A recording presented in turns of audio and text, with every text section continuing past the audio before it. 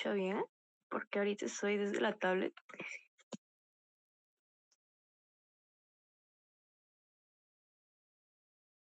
Ya. Ya empezamos o en unos 5 minutos más.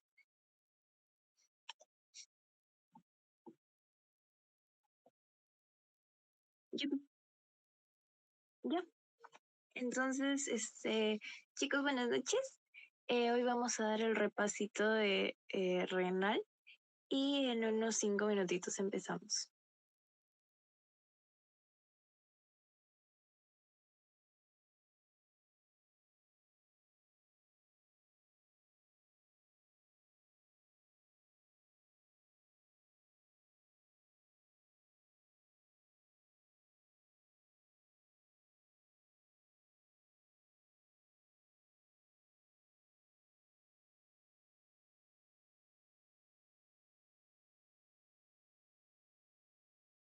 Bueno, chicos, buenas noches. Yo soy Claudia Portugal, soy del cuarto año de medicina de la base 22. Y ahora les voy a dar un repasito de lo que es la unidad de renal. Entonces, vamos a comenzar hablando sobre el medio interno, que justamente va a ser la clave para entender toda la fisiología renal. Primero debemos recordar que el 60% de la masa corporal total va a estar compuesta por agua. Y en un adulto promedio de más o menos estos 70 kilos, esto va a equivaler a aproximadamente 42 litros. Ahora, esta agua se va a distribuir en dos compartimentos principales.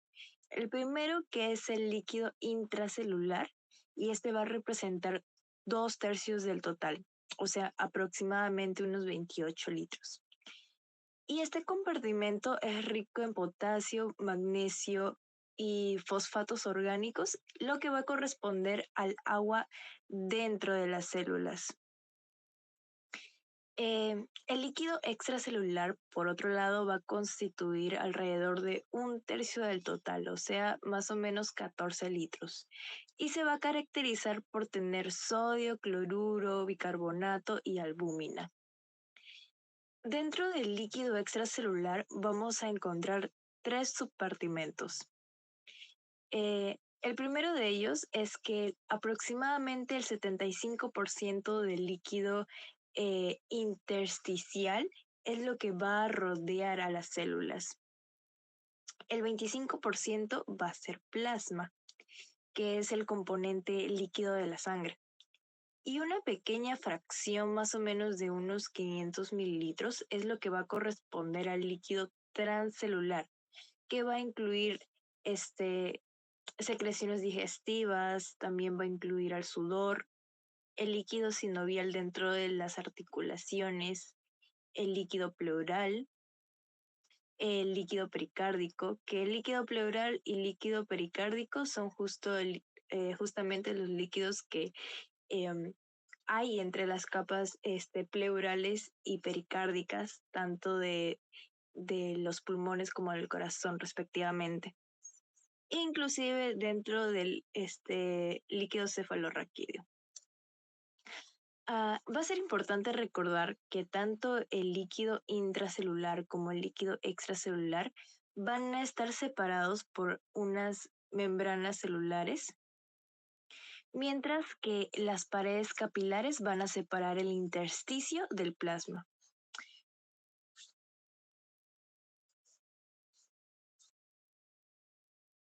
Ya. A continuación vamos a hablar sobre cómo la proporción del agua corporal total va a variar según la edad y el sexo y el estado fisiológico también. Entonces vamos a empezar con el lactante, que tiene la mayor proporción de agua total, de agua corporal total. Y esto va a estar representando cerca de un 75% de su peso. Y esto se debe a que tienen un bajo contenido de masa grasa y de tejido sólido. En el hombre joven, el agua va a representar un 65% del peso corporal y va a estar distribuido en 45% del líquido intracelular y 20% del líquido extracelular. Conforme vamos envejeciendo, como vemos en el hombre y en la mujer de los adultos mayores, el contenido de agua va a disminuir considerablemente. Y esto se debe a que va a haber un componente de pérdida de masa muscular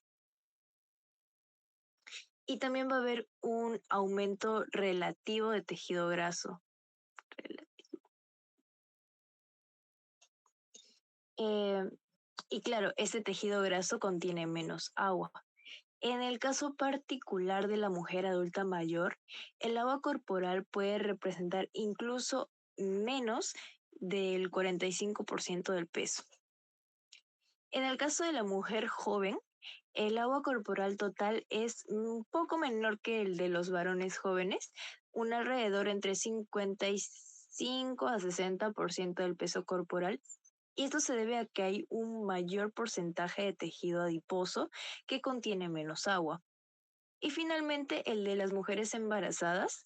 Aquí se va a observar un aumento más que todo del líquido extracelular, ya que va a haber este producto del aumento del volumen plasmático, del líquido amniótico y de tejidos fetales. Y eso puede elevar el porcentaje corporal de agua hasta un 65%. Y eso va a ser similar más o menos al de los varones jóvenes.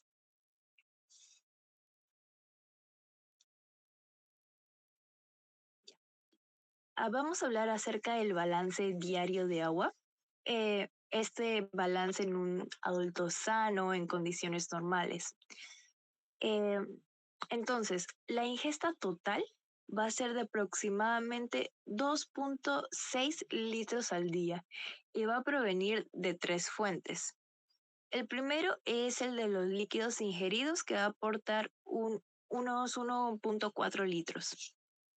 El segundo es el del agua contenida en los alimentos sólidos, que va a sumar unos 0.8, 0.9 litros. Y el tercero es de la producción endógena de agua por el metabolismo, que va a aportar unos 0.3 litros adicionales. Este sí es un valor fijo, mientras que tanto el de los líquidos ingeridos y el de agua contenida en los alimentos sólidos puede variar mucho. Por otro lado, el organismo también va a perder 2.6 litros diarios y eso va a hacer que se mantenga todo en un equilibrio, ¿no? Em, También va a tener tres fuentes. El primero de ellos es la pérdida insensible, que va a incluir la sudoración, va a incluir a la evaporación pulmonar, ya que así como inhalamos y exhalamos, este, se va a ir evaporando lo que es hidrógeno.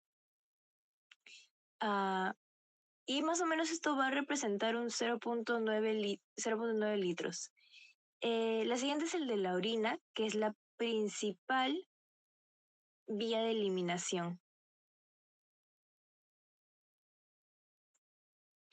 Y esto va a aportar unos aproximados de 1.5 litros diarios de pérdida. Y por último, se pierden unos 0.2 litros por las heces. Ahora, este equilibrio hídrico está finamente regulado por los mecanismos hormonales, principalmente el de la hormona antidiurética, que va a actuar en los túbulos renales, reduciendo la excreción de agua cuando hay deshidratación, y también del sistema renina-angiotensina-aldosterona, que va a regular tanto el volumen como la concentración de sodio, lo cual va a impactar en la retención de agua.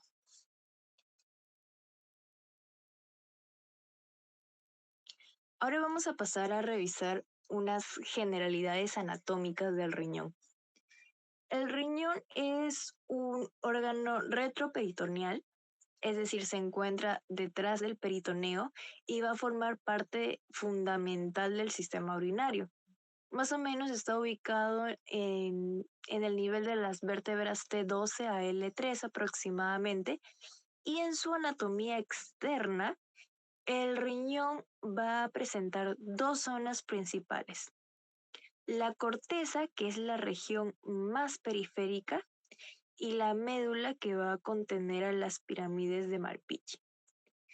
En cuanto a su irrigación, el riñón va a recibir sangre a través de la arteria renal y la va a drenar mediante la vena renal. La orina producida va a drenar aquí, en los cálices renales, y luego va a pasar al uréter y luego va a continuar su trayecto hacia la vejiga. Por otra parte, desde un punto de vista más funcional, la unidad tanto estructural como funcional del riñón va a ser la nefrona. Cada riñón tiene aproximadamente 1 o 2 millones de nefronas. Y estas son las responsables de filtrar sangre, de formar orina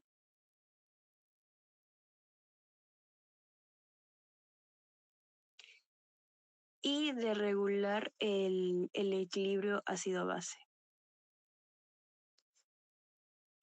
A la derecha de la pantalla van a poder ver un esquema general de la nefrona, donde se van a distinguir los componentes como la cápsula de Bowman, que es esa acá, el glomérulo por sí mismo.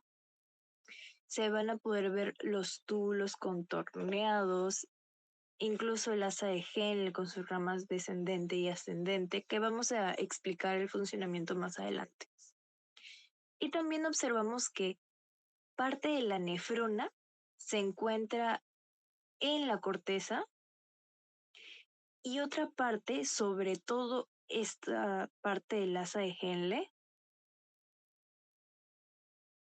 y también el túbulo colector, van a descender hacia la médula. Y claro, toda esta organización eh, va a ser muy importante en lo que es el gradiente osmótico necesario para la concentración de la orina, que vamos a hablar al último. Ahora sí, el riñón va a cumplir tres funciones fisiológicas importantes.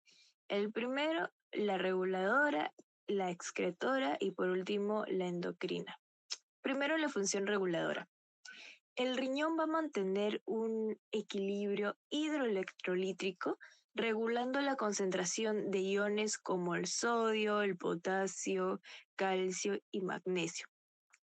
Estos iones van a ser muy fundamentales para lo que es la función neuromuscular y también la presión arterial. Y también va a participar en el equilibrio ácido-base. Esto mediante unos procesos de reabsorción de bicarbonato y excreción de protones de hidrógeno, lo que va a permitir que se mantenga un pH estable a largo plazo. En segundo lugar, tenemos la función excretora.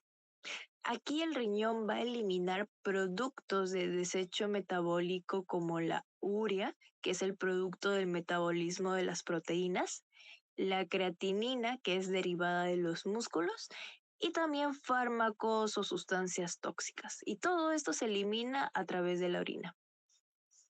Entonces, podríamos deducir que la orina es esencial para evitar cualquier tipo de toxicidad en el organismo. Y finalmente, la función endocrina.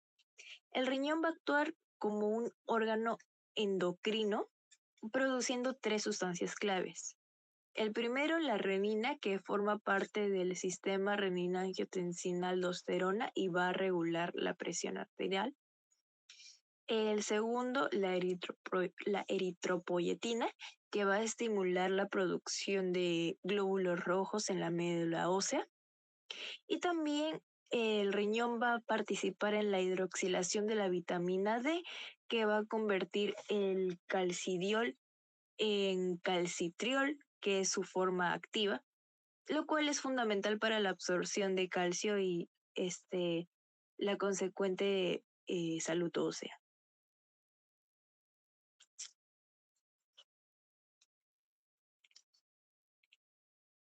Uy, ya. Eh, Ahora vamos a analizar todos los componentes de la nefrona, recordando que la nefrona, como ya habíamos dicho, es la unidad estructural y funcional del riñón. Entonces, a la nefrona la podemos dividir en dos partes principales. Uno, el corpúsculo renal, que también es llamado como el corpúsculo de Malpighi, donde se va a iniciar la filtración. Aquí va a iniciar. Y también podemos hablar del túbulo renal, bueno, de todos los túbulos renales, donde aquí se va a dar la reabsorción y la secreción tubular. Entonces, hablando solo del corpúsculo renal, este va a estar compuesto por la cápsula de Bowman, que tiene dos hojas.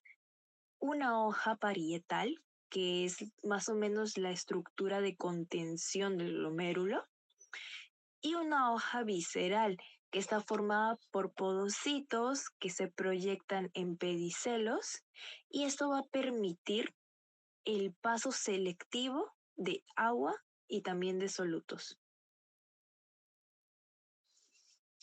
Eh, Dentro del corpúsculo también se encuentra el glomérulo.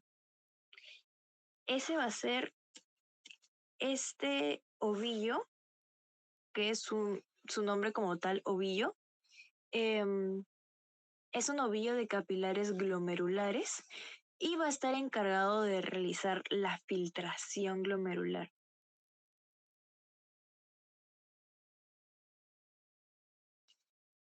Esos capilares van a estar rodeados por el mesangio y el mesangio va a dar un soporte estructural y va a regular el flujo sanguíneo glomerular.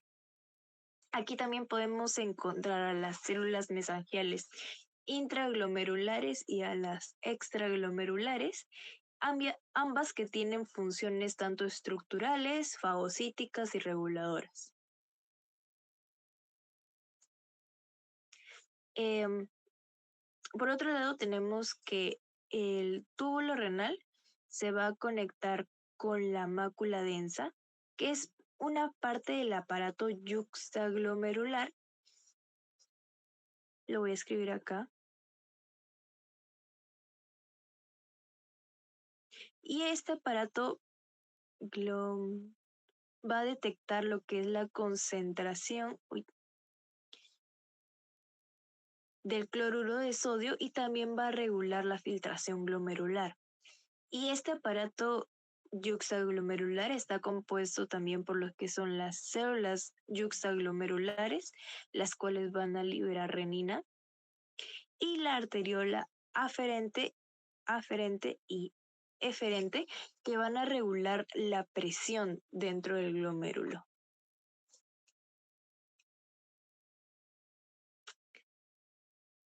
Aquí vamos a seguir hablando de los componentes de la nefrona, pero nos vamos a enfocar ahora en lo que es todo el trayecto tubular. Eh, Vamos a recordar que la nefrona se divide en el corpúsculo, que es donde ya vimos que ocurre la filtración glomerular, y los túbulos, donde va a ocurrir la reabsorción, la secreción y la concentración de la orina. Entonces, viendo el recorrido, vamos a empezar por el túbulo contorneado proximal. Eh, Voy a hablar de una forma general ahora, porque más adelante vamos a hablar específicamente de cada uno de estos, pero para que tengan una imagen eh, general, panorámica, de, de lo que es la fisiología del sistema tubular. Entonces, como estábamos diciendo, el túbulo contorneado proximal se encarga de reabsorber entre el 65 al 70% del filtrado y va a incluir a la glucosa, a los aminoácidos, al sodio, al bicarbonato y al agua. Luego le sigue el túbulo recto proximal que se continúa. Luego le sigue el asa de Henle que tiene tres segmentos especiales. La rama descendente delgada que es permeable al agua. La rama ascendente delgada que es impermeable al agua. Y la rama ascendente gruesa que va a reabsorber de una forma activa con uso de ATP lo que es el sodio, el potasio y el cloro. Y esta rama ascendente gruesa va a ser crucial para luego generar el gradiente osmótico medular. Después vamos a encontrar el túbulo contorneado distal, que es donde se encuentra aquí la mácula densa, que ya dijimos era parte del aparato yuxtaglomerular y ayuda a lo que es a regular la presión de filtración. Y finalmente la orina va a pasar al túbulo colector, que es donde se ajusta la reabsorción de agua y sodio bajo la influencia de las ADH de dos hormonas, ya lo habíamos mencionado, ADH y aldosterona.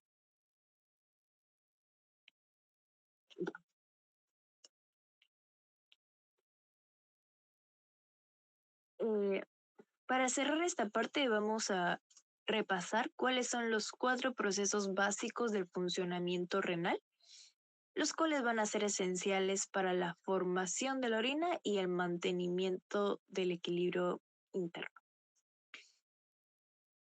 El- la primera función va a ser el de filtración. Este va a ocurrir en el glomérulo, que es donde el plasma se va a filtrar desde los capilares glomerulares hacia la cápsula de Bowman. Y aquí más o menos se van a formar alrededor de 180 litros de filtrado al día que aún deben ser procesados. El, la siguiente función es el de reabsorción. Entonces, luego que la mayor parte de este filtrado es reabsorbido, eh, aguas y solutos que ya habíamos mencionado como sodio, glucosa, aminoácidos, van a pasar desde el túbulo renal hacia los capilares peritubulares. Y este es un proceso altamente selectivo que va a permitir conservar lo que el cuerpo necesita. La tercera función es de secreción. Entonces, al mismo tiempo, otras sustancias como ácidos, bases, iones, fármacos, etcétera, se van a eliminar activamente desde la sangre hacia el túbulo y eso va a ayudar a la regulación del pH y también a la eliminación de varias toxinas. Y por último tenemos el de excreción. Entonces, una vez que la orina se forma, eh, el resultado va a ser de una filtración con menos reabsorción que excreción. Y ese producto final es lo que al final se elimina del cuerpo con la orina y es lo que va a asegurar que se mantenga este equilibrio del medio interno.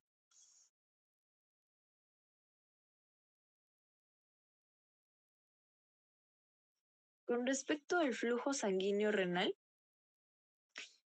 eh, los riñones van a recibir aproximadamente el 25% del gasto cardíaco, lo que equivale a primero unos 1.25 litros de sangre por minuto, es decir, más de 1.800 litros al día.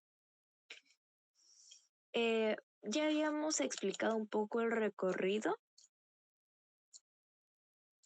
La sangre va a llegar a través de las arterias renales, que estas se van a ramificar luego en arterias segmentarias, bueno, interlobulares, arqueadas, intralobulares, hasta llegar a las arteriolas, aquí están, hasta las arteriolas aferentes, que son estas de acá, aferentes porque entran y eferentes porque salen. Ya. Y bueno, una vez que llegan a las arteriolas aferentes, van a conducir la sangre a los glomérulos y aquí ya habíamos dicho, es donde se produce la filtración glomerular. De ahí, las sangres van a pasar hacia las arteriolas eferentes, que es donde sale aquí. Y una vez que pase a través de las arteriolas eferentes, que luego van a formar los capilares peritubulares, estos de acá, y luego los vasos rectos, los cuales van a estar rodeando a los túbulos y van a apoyar al proceso de reabsorción y secreción. Entonces, eh, la regulación del flujo sanguíneo renal se va a dar principalmente en la modulación de la resistencia de la arteriola aferente y de la arteriola eferente. Entonces, esto va a permitir ajustar la presión de los capilares glomerulares. El riñón también va a poseer un mecanismo de autorregulación que va a mantener constante este flujo sanguíneo renal entre unas presiones de más o menos 80 a 200 milímetros de mercurio, gracias a un mecanismo que se llama respuesta miogénica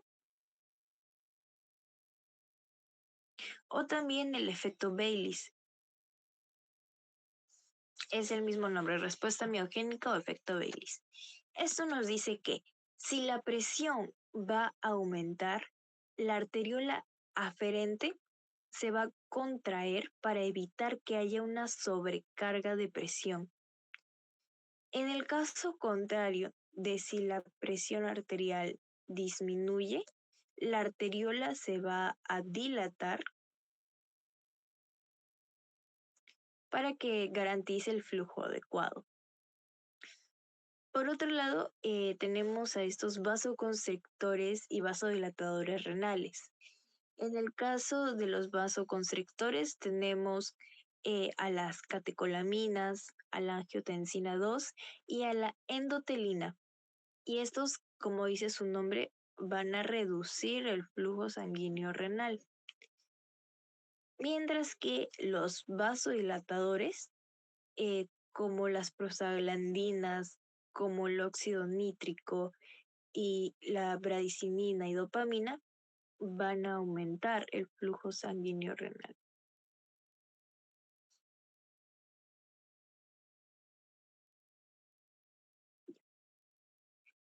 El filtrado glomerular va a ser el primer paso en la formación de la orina.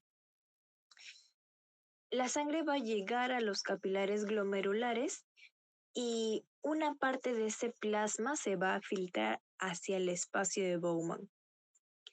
Entonces, cuando se filtra, eso se va a conocer como ultrafiltrado glomerular, que es un líquido libre de células y casi sin proteínas.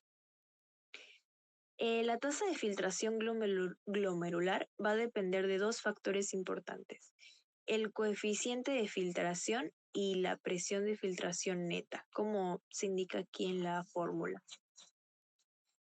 Entonces, el filtrado va a atravesar una estructura que se llama barrera de filtración y esta va a estar compuesta por tres capas. Primero, el endotelio glomerular. El endotelio es fenestrado y eso va a permitir que pase solutos y proteínas como agua y de hecho proteínas pequeñas. No va a permitir el paso de ninguna células como glóbulos rojos o glóbulos blancos y además va a secretar óxido nítrico y también prostaglandinas que van a ayudar a modular el flujo. El segundo es el de la membrana basal glomerular. Esta membrana va a actuar como una barrera tanto física como iónica selectivamente. Va a impedir el paso de proteínas grandes, especialmente las que pesan más de 70 kilodalt, y contiene proteoglucanos como el heparansulfato que va a repeler las proteínas por cargas negativas. Y el tercer elemento de la barrera de filtración glomerular es la hoja visceral de de la cápsula de Bowman, que está formado por los podocitos. Y justamente esos podocitos son células epiteliales con unas prolongaciones que se llaman pedicelos y se van a como interdigitar para formar unos poros de filtración que van a estar unidos a esta membrana basal.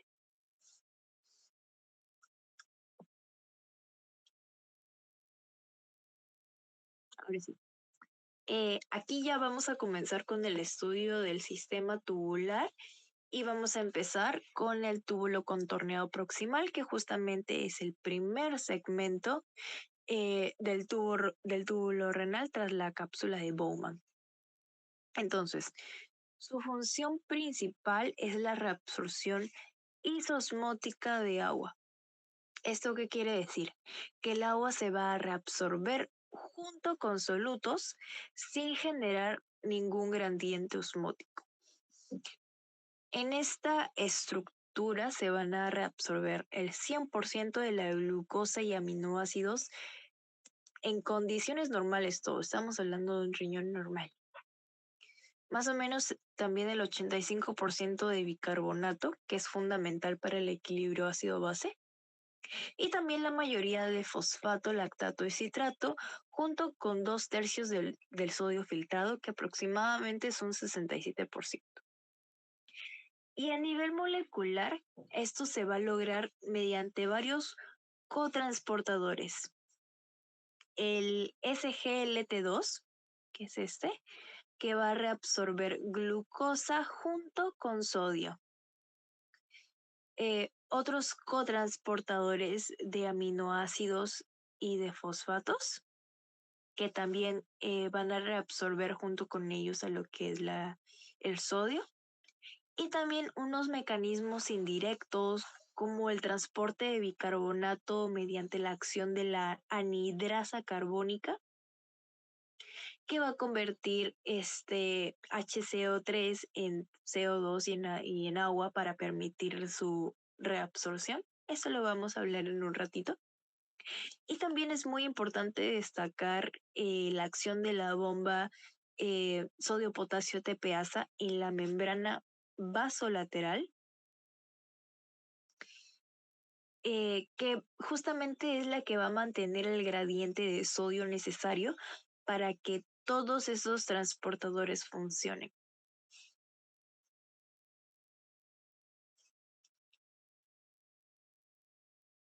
Ya. Ahora sí vamos a hablar bien de lo que es la reabsorción del bicarbonato. El bicarbonato no va a poder atravesar directamente la membrana celular. Entonces, es por ello que va a necesitar un mecanismo especial. Y este proceso va a ocurrir en 3 etapas. El primero, el lumen o la luz tubular. Aquí el bicarbonato filtrado se va a combinar con protones y estos protones secretados por la célula epitelial que habíamos hablado ay, aquí, que en uno de ellos el agua eh, va a pasar junto con sodio. Entonces, cuando tengamos sodio adentro, esos protones van a salir. Y cuando salen, se van a juntar con el bicarbonato y una vez juntos se va a generar el ácido carbónico. Y este rápidamente se va a disociar en CO2 y en agua, gracias a esta enzima que es la anhidrasa carbónica luminal. Ay, no se ve muy bien. Creo que mm,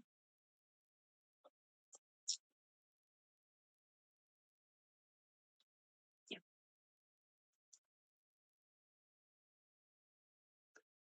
Ay, no puedo. A ver. Bueno, aquí va a participar la anhidrasa carbónica.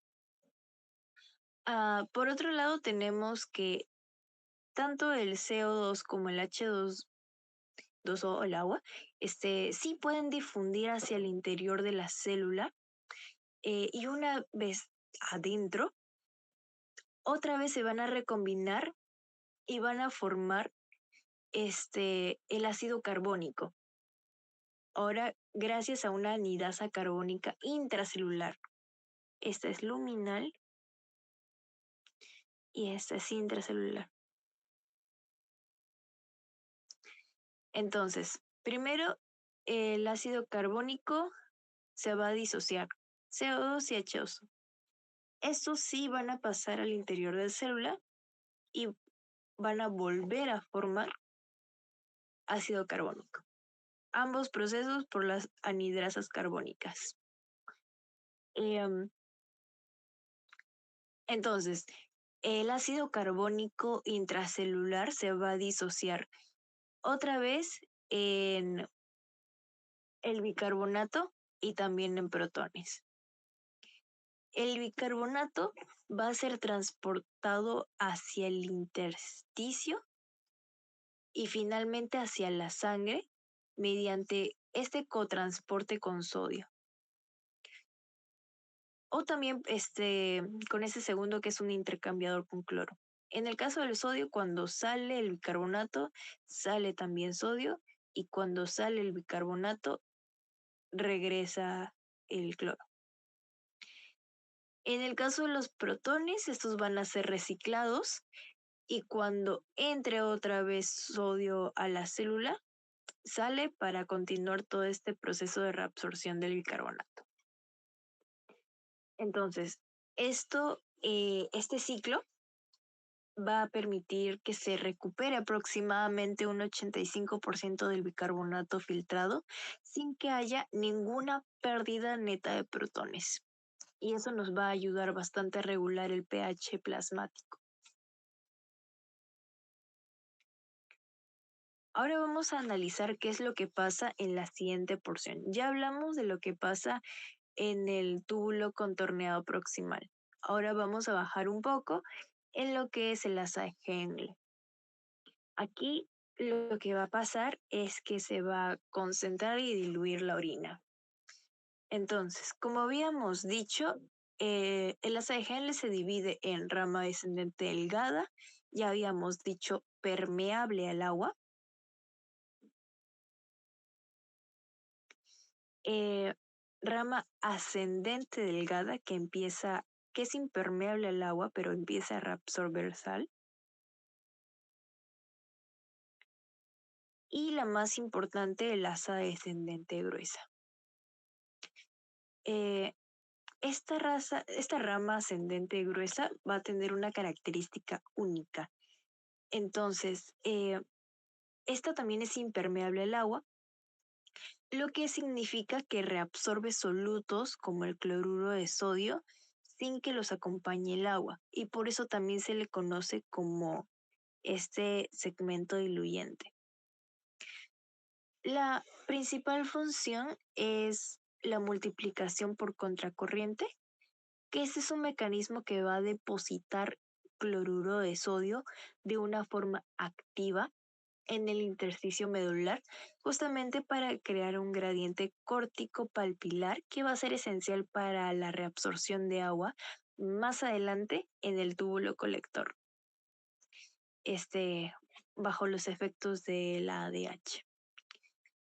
Hablando de un nivel más molecular, el transportador más importante es el cotransportador NKCC2, que es que va a introducir sodio, potasio y dos cloruros desde la luz a la célula. Luego, la bomba de sodio-potasio TPasa en la membrana vasolateral va a expulsar este sodio hacia la sangre, permitiendo que haya una gradiente. Y justamente como es la bomba de sodio-potasio TPasa, si sale, sodio va a entrar potasio. Em, Parte de este potasio también va a volver a regresar hacia la sangre y va a generar un voltaje positivo que va a impulsar la reabsorción de calcio y magnesio. Este calcio y magnesio también este, se difunden únicamente hacia la sangre.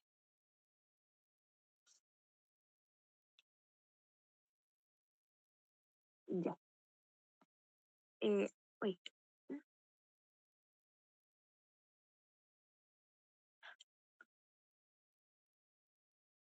uy, no lo cambié. Bueno, vamos a hablar ahora del túbulo contorneado distal de la primera parte, que es la parte inicial. Este, esta región va a absorber aproximadamente de un 5% del sodio filtrado. Y aunque es poco o pueda parecer poco, este 5% es altamente regulado y va a ser relevante para que haya un ajuste fino del equilibrio hidroelectrolítico al final. Entonces, igual que el asa de Henle, ese también va a ser impermeable al agua. Y también va a ser considerado como un segmento diluyente, pero en este caso cortical. El otro era un segmento diluyente, pero este va a ser un segmento diluyente cortical, ya que aquí el cloruro de sodio se va a reabsorber sin acompañamiento de agua. Aquí recordemos que este se reabsorbe, pero eh, también se va a reabsorber sin el acompañamiento de agua. Entonces, esto va a permitir que se diluya este ultrafiltrado tubular. Y a nivel molecular, el principal mecanismo de reabsorción va a ser el contransportador de sodio y cloro, y eso va a introducir ambos iones hacia la luz tubular, desde la luz tubular hacia la célula epitelial.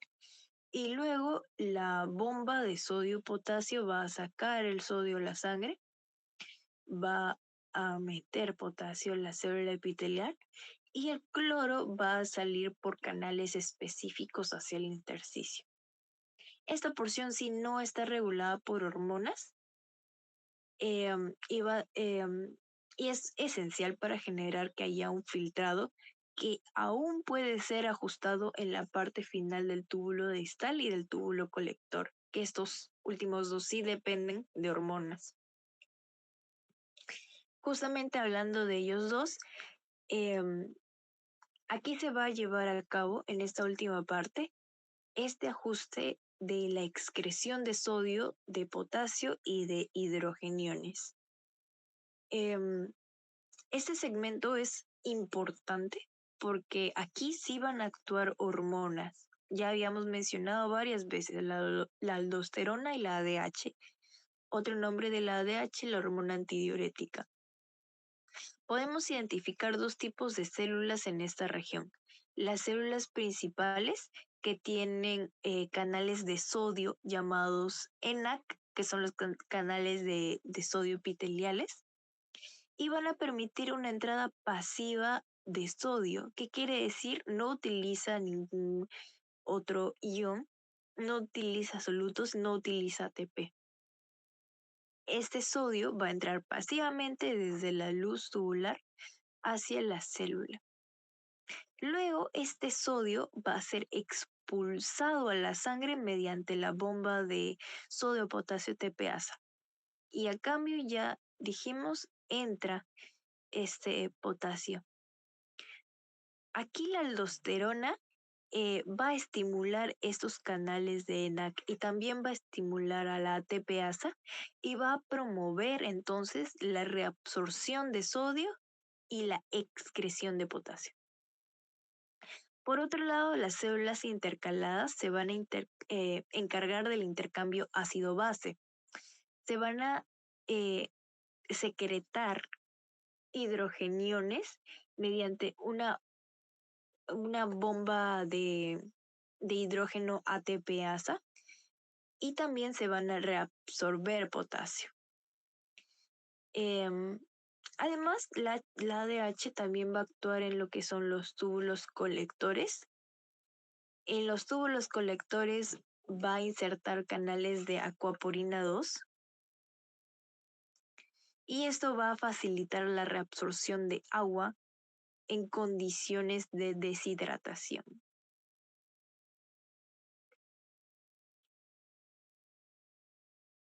Por último, vamos a hablar de la concentración y dilución urinaria. Y esto va a depender mucho del estado de hidratación del cuerpo. El mecanismo importante responsable de esto se llama mecanismo o también multiplicador por contracorriente. Esto va a ocurrir especialmente en el asa de Henle, más que todo en lo que son las nefronas yuxtaglomerulares. Y vamos a ver cómo funciona esto paso a paso. Primero, en la rama ascendente gruesa del asa de Henle, el cloruro de sodio se va a transportar activamente desde el túbulo hacia el intersticio, pero esta zona es impermeable, por lo tanto, lo único que va a salir es sal. Ah, entonces, como consecuencia, el intersticio se va a volver hipertónico, o sea, se va a volver aún más concentrado. Esto va a generar que exista un gradiente osmótico que hace que en la rama descendente del asa, que sí va a ser permeable al agua, eh, esta va a ser reabsorbida pasivamente hacia el intersticio más conectado, más concentrado. Entonces, debido a que hay una producción continua de orina, este proceso se repite constantemente a lo largo de toda la médula que está acá, lo cual va a generar que haya un aumento progresivo y constante de este gradiente osmótico desde la corteza hacia la papila, que está al fondo. Y este gradiente es lo que finalmente permite que en la presencia de la ADH, la reabsorción de agua en el túbulo colector em, pueda producir una orina más concentrada. O también que en la retención en el túbulo, si es que necesitamos eliminar más agua, produciendo una orina más diluida. Bueno, chicos, eso sería todo por el repaso de hoy. Espero que hayan podido repasar un poco más acerca de lo que es la fisiología renal. Creo que su examen es en 2 días, así que bueno, ya eso es todo y mm, muchas gracias.